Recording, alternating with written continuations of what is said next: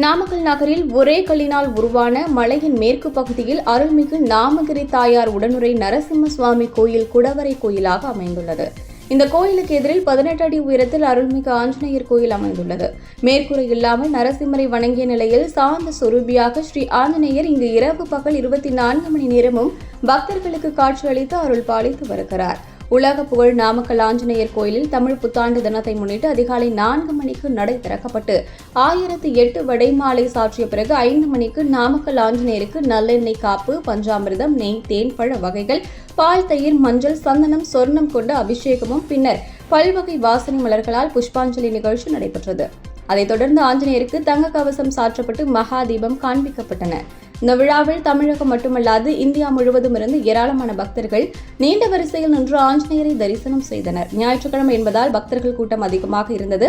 இதனால் நாமக்கல் கோட்டை சாலையில் போக்குவரத்து மாற்றம் செய்யப்பட்டிருந்தது.